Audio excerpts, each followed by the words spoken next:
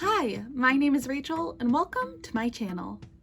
Today we will be going over the three main surfaces used when working with pastels. So let's get started.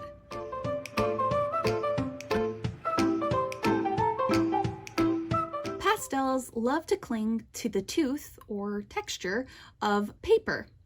The more tooth there is, the more blendable the pastels become. The less tooth there is, the more details you will be able to capture. So the first type of surface we'll be talking about is regular art paper.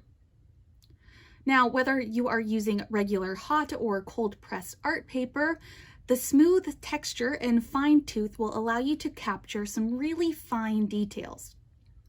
However, this does mean that you may come across a challenge with blending and layering.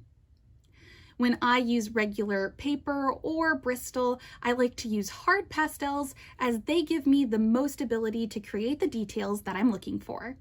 The second most common type of surface to work on when working with pastels is pastel paper.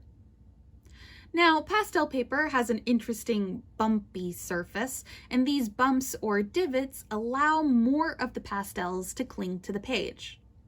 This aids in the blending and layering process. It is important to note that pastel paper can be a bit more fragile, so there will be only so much layering you can achieve. And one of the nice things about pastel paper is it comes in a variety of colors. These colors allow certain pigments to stand out more on your page.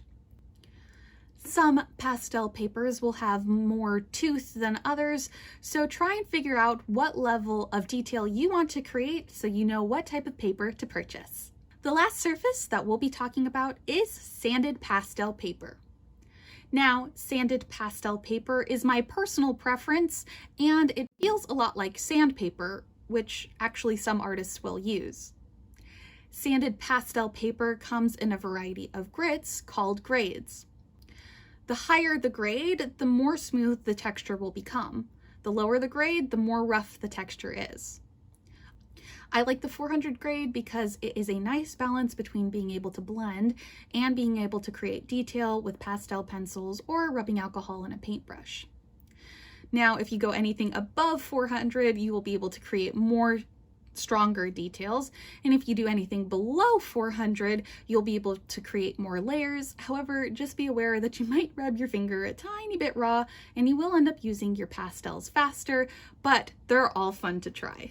In my own practice, I use the UArt brand, which comes in either 9 by 12 inch pads or 18 by 24 inch sheets that'll come in either a cream color or black, which I enjoy using both. So play around with what type of grit is going to work best for you. So whether you are trying to create highly detailed images or blendable pastel paintings, buying the right paper is super important. So just remember that the more tooth there is, the more blendable your pastels will be, and the less tooth there is, the more detail you'll be able to achieve.